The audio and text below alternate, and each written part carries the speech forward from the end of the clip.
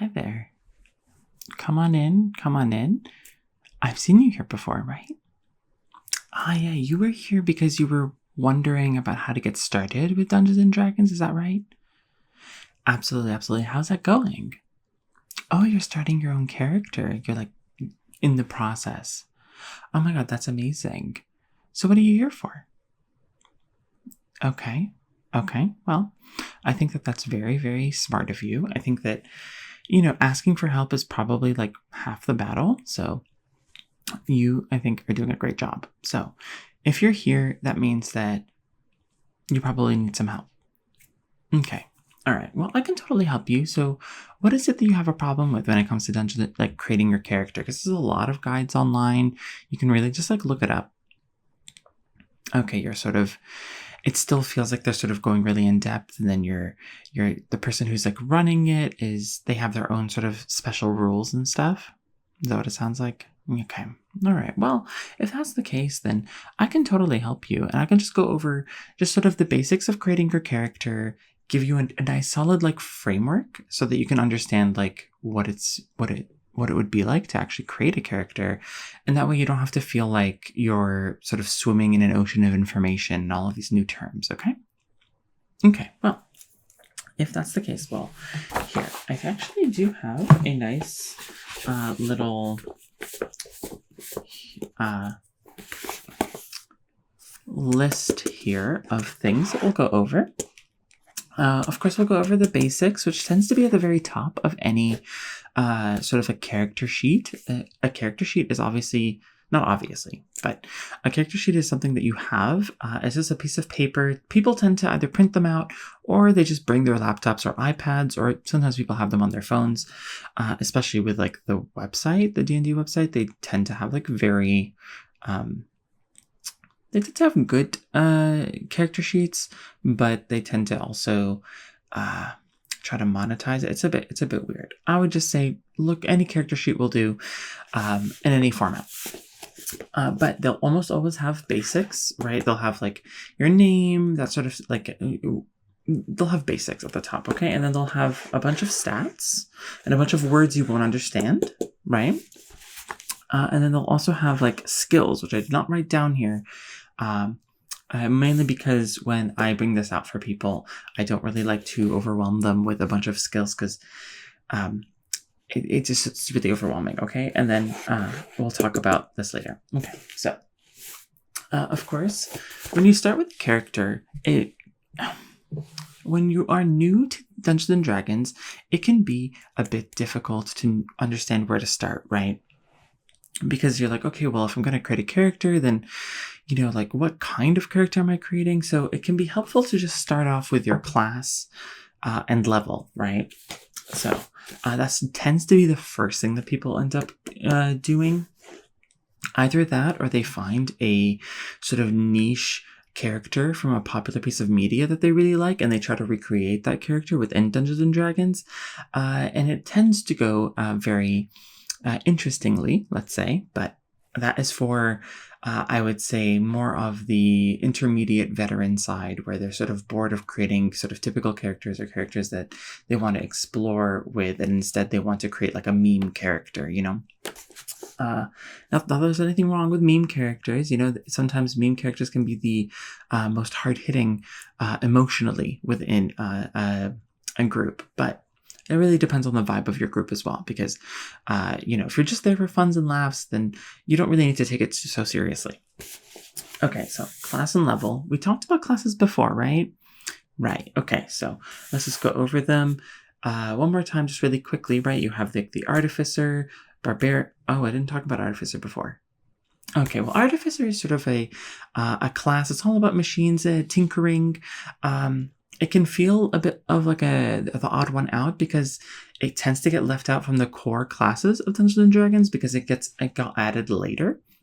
But it's basically like a mechanic.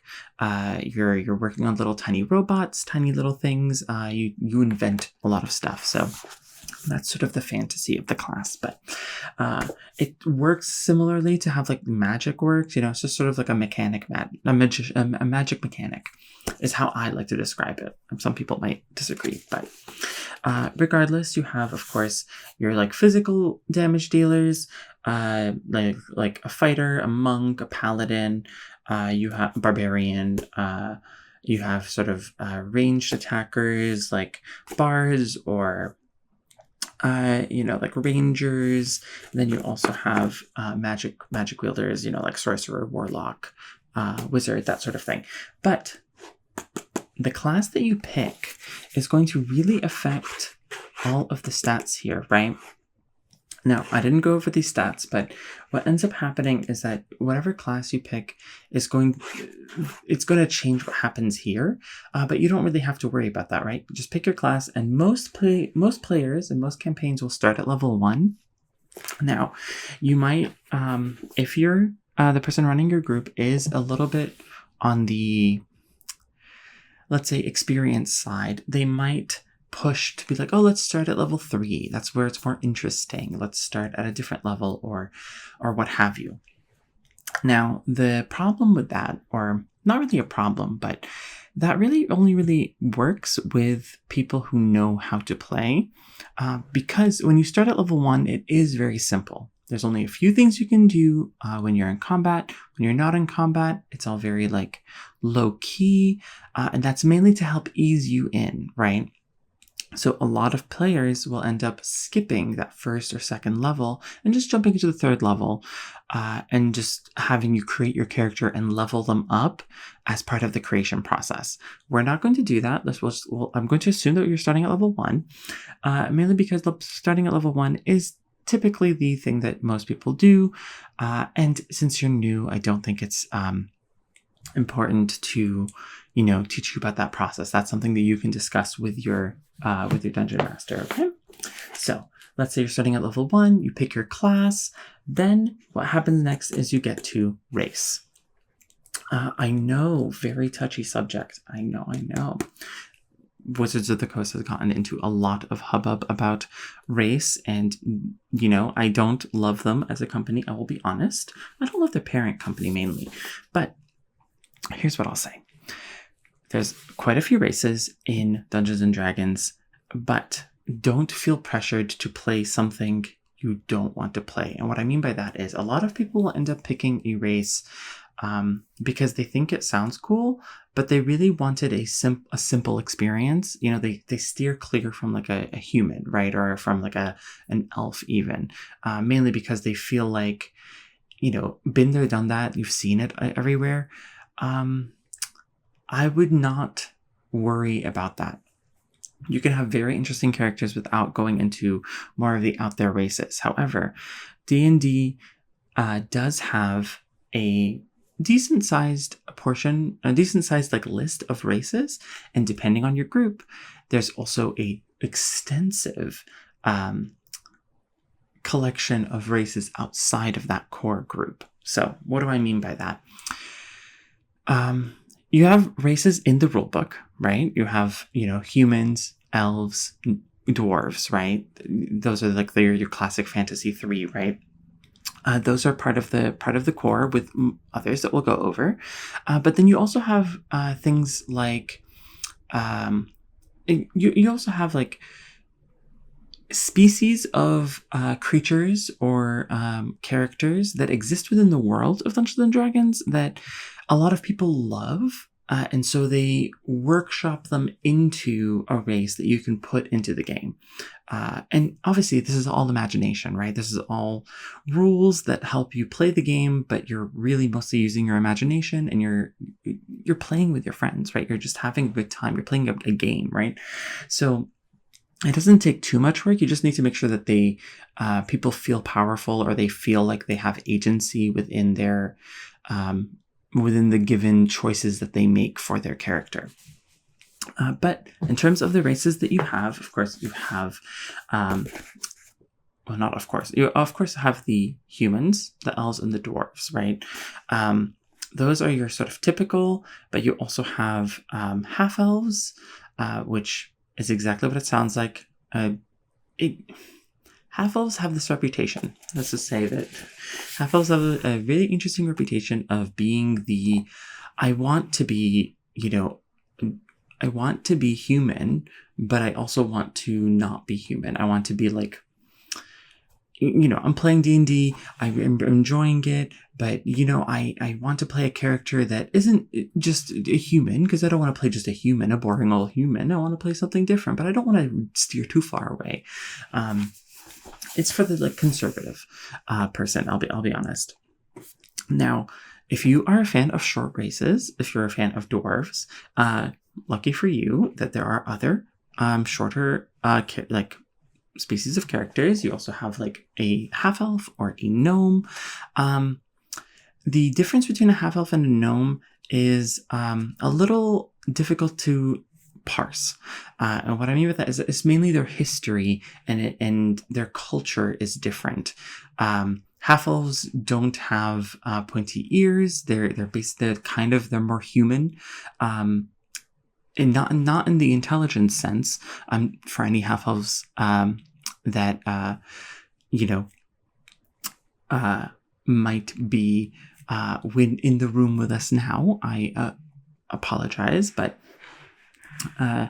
it's half-elves are more human looking, right? They're sort of just really, really short, whereas gnomes tend to fall in the very short, but they have long ears. They're sort of characterized with also incredibly long eyebrows.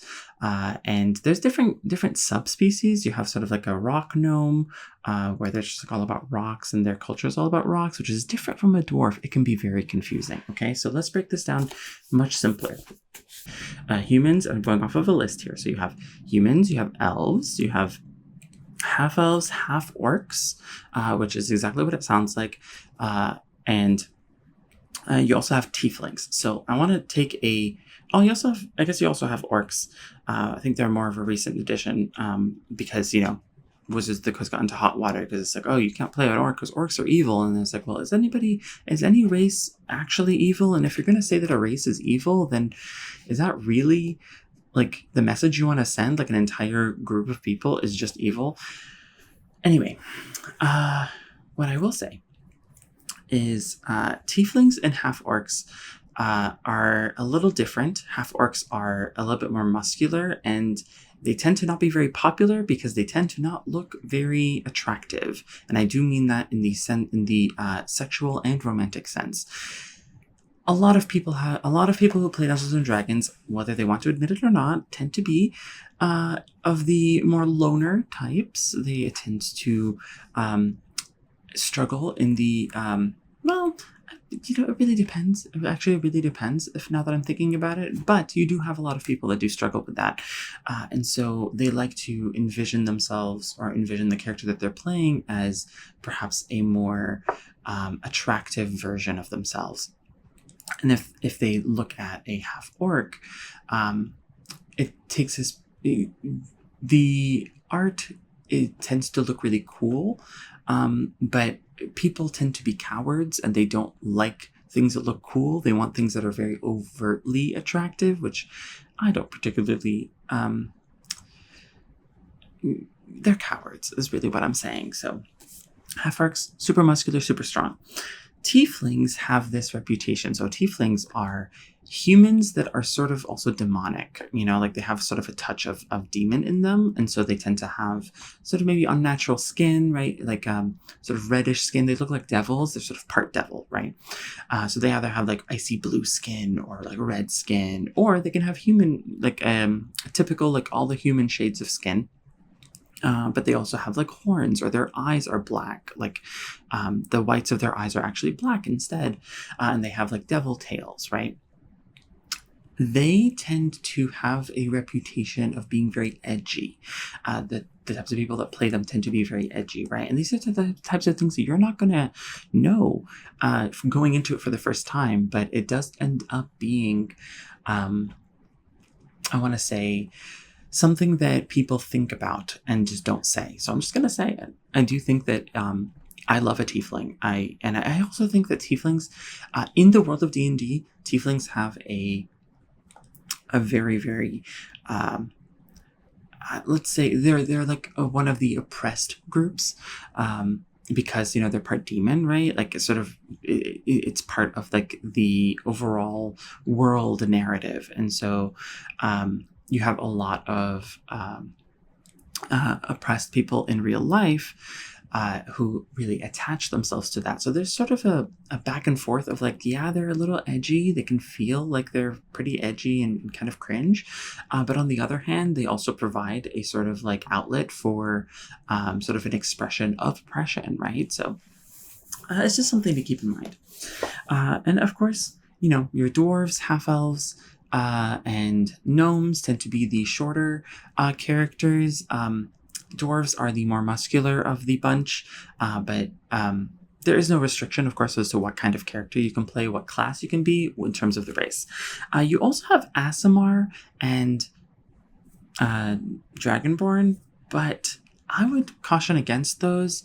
Not because they're bad or anything. Dragonborns in particular are pretty awesome, but they tend to be a little confusing, and they tend to step outside the realm of the typical fantasy that I would say can be a little confusing. So I'm just going to, slot them off to the side. If you want to look into them later, you can. Okay, so that is going to be class and level, and then you would pick a race. There tends to be optimal races and classes to go together, but you really don't have to worry about that, especially if you have like a good person running your group. It's not going to be a problem. Alignment is what you might have heard of, even if you haven't played Dungeons and Dragons. It's the chaotic evil, chaotic good, neutral good, lawful good. It's an alignment chart, a 9x9 alignment chart of like if you're lawful, neutral, or chaotic, or if you're good, neutral, or evil. Now, this was way more prevalent in the earlier days of Dungeons & Dragons. Nowadays, I think that they're trying to move away from it, and I'll be honest, I do think it's a good idea to move away from it because people are very complex creatures, and I don't think that an alignment is particularly great at capturing that. However, I think having an alignment is actually a very good thing. Mainly because for a newer player like yourself, it's going to be incredibly easy to think through that process of what your character would do if you have an alignment, right? If you encounter someone, like if you're in a scene and you encounter someone who is in danger, going through your alignment can help you put to perspective what your character would do, not necessarily what you would do. But there's also issues where like the alignments are kind of difficult because evil tends to be difficult to play in a group of good like players. It can also be a little complicated. Let's say if you stick to it too like religiously, and then you start to cause problems because you're not sort of going with the flow of the group, and instead you're focusing on your alignment too much. So that's why the alignment can be a little bit tricky, but it's just something to keep in mind. Now here I wrote others. The reason why I have others right here and not, so what others is things that don't really matter. EXP, right? Like what is EXP? How does that work? A typical game the person running the game will most likely be giving you the experience, or they would instead just, most people, at least from my experience, most people will end up doing like, oh, you level up based off of events. So if you get through a major story arc, you'll level up. And then when you level up, you end up getting a really good like new skills and stuff, and you'll go through that. So and then there's also backgrounds and feats. Backgrounds are just like what your, the backstory of your character. Now, I don't like talking about backgrounds very much. It does affect your stats, so that's something you're going to have to get into a little later, but this is just the basics. I'm not going to go into it too much, but backgrounds tend to, I think, give a good starting off point, but they can also be a little limiting. So you don't have to think about that right now. Okay, so you have your class, you have your race, you have your level, and you have your alignment, say. Okay, well, what's next? What's next is we'll talk about these stats right here, right? So these are all different categories that are going to be assigned a number: strength, dexterity, constitution, intelligence, wisdom, and charisma. I think I touched on it a little before, but each of these is going to get a number.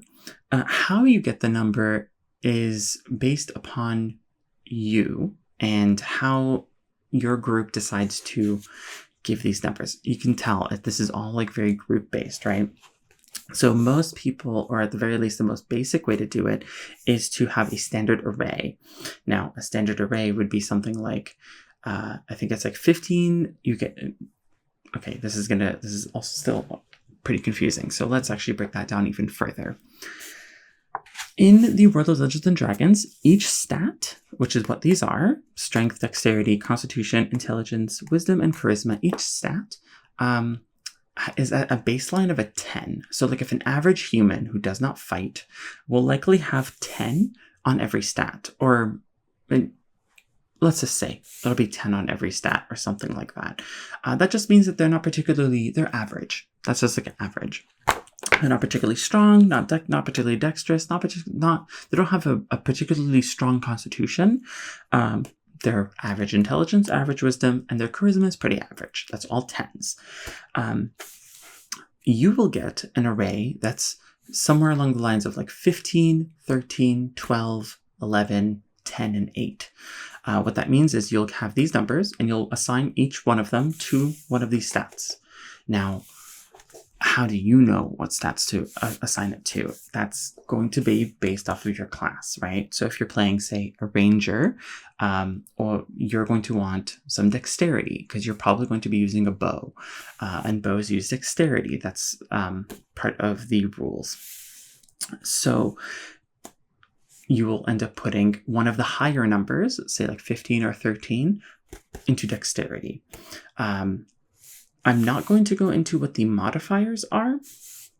Modifiers are, they tend to be numbers that are a little bit more confusing, but it's just how the numbers get distilled into combat. So, and like rolls and stuff. But this is just sort of the basics. Okay, so say let's go through another example, right? Say you're playing a bard, right? Bards use their charisma mostly. So you're going to put your highest number, like 15, in charisma. Now, of course, you can do anything you want. Like you don't have to necessarily, you can be like a bad, quote unquote, bad character, right? Someone who has like a really high stat and something they don't really use. It's not really recommended. And you'll end up having sort of like a base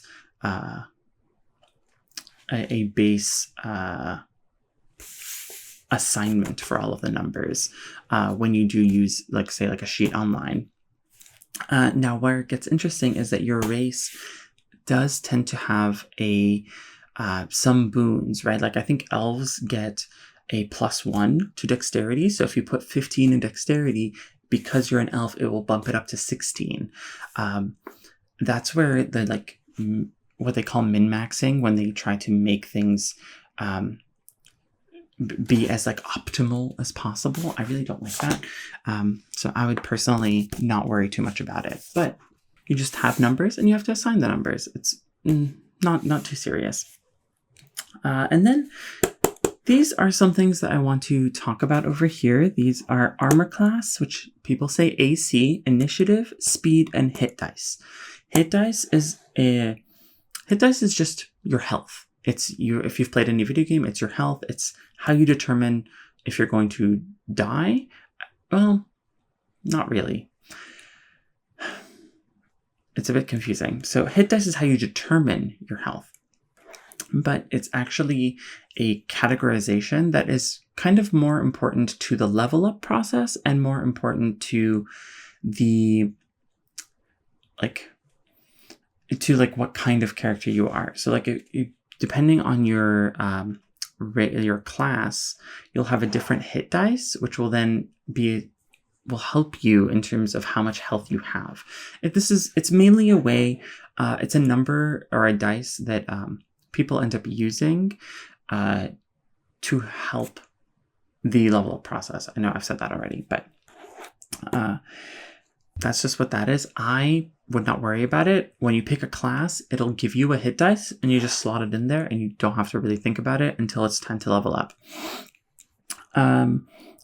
After, of course, the initial creation of your health. Armor class is basically it's the number that enemies have to beat to hit you. Try to think of it as like how nimble or how tanky you are. So if, say, you have a high armor class is subjective, but let's say 20 is really high. A 20 armor class would mean that you're either, covered in armor, right? So when a sword comes at you, it like clinks off of your shoulder pad. Or you're incredibly nimble, and so when a sword comes at you, you're able to dodge very deftly. That is the kind of thing that we're dealing with. A high armor class means that you are able to dodge or take a hit and not take any damage, whereas a low armor class means that if someone's aiming to hit you, you're likely going to be hit. Initiative is very simple. Initiative is just the number you add to the roll to see like where in the turn order you are. That just means like, so a lot of board games will have like you go in clockwise or counterclockwise to like determine each turn. Initiative is just where you fall in that order. And then speed is probably one of the things that I think is completely underutilized, but it's basically how fast you walk and how fast you run. And it really is only useful to know in general, right? So like a human in DnD, anyone that is like a human, an elf, like a tiefling, they all move at 30 feet per second. Sorry, they move at 30 feet. That means that you have 30 feet per turn. And dwarves, gnomes, I believe they have like 25. And really what that means is that if you have a board that you're actually physically moving around, you'll be able to see how much you can move. And then there are spells and stuff to either increase or decrease your speed. But generally, speed is not going to be something you're going to be worried about too much. And if you're role-playing, if you're like not in combat, it's really not that important. Unless, of course, you're like running away or something. Skills. Let's just touch upon skills here. Well, this is what I say here. Skills is a large list of things that you are going to have to roll to succeed in doing. If you want to do a feat of acrobatics, say you want to... acrobatics is hard, but like say you want to do a backflip, right? Then that would be an acrobatics check. That means that you'll have a skill called acrobatics. It will be based off of one of these 6. So acrobatics is dexterity. So then you would use your dexterity when you roll and to try and figure out if you succeed. Now, how do you know if you succeed, right? Like it doesn't make any sense. Okay, you're rolling, you get a number. How do you know if it's high or low? That's up to the person running the game. That's why you have a person running the game, because they are using their knowledge as well as like how subjective the game can be, right? Like if you're saying, oh, I'm at a standstill, I'm in a crowded room and I do a backflip, right? They might make you do an acrobatics check, but they might make the number you have to hit really high because there's a lot of things stacked against you, right? But if say you're already like sort of in you're in a running start, right? And you're trying to, you're going to like use a wall to brace yourself to do a backflip, and you've done it many times. You're really proficient at dexterity, and you have all the time in the world, all the space. Then the number that they might decide for you would be lower. Now, that's just like, this is not really necessarily important for the character creation process, but it's important for you to know, right? And in terms of skills, you're going to have to go through them because your class, race, and background will affect what skills you're proficient at, which just means you get you're better at them. Yeah, and that's basically it. Attacks and spells is something that you'll end up filling out, mainly for like magic users. Attacks, it's pretty simple when it comes to attacks for non-magic users. But if you have any questions, I'm happy to answer them. That's basically all there is to it. It's very, very basic. That's obviously just the basics. There is more information that you probably need to know. But I don't want to get too far into it because I think that there is, it can be really confusing, especially for someone that is just getting into it and you're not even at like the table. You're not with your dungeon master. It's really not that important. You just need to get let the words sort of vibe into your brain. Okay, well, great. Well, if you have any other questions or if you want anything, just let me know. And I hope you have a good day. Okay then. Bye-bye.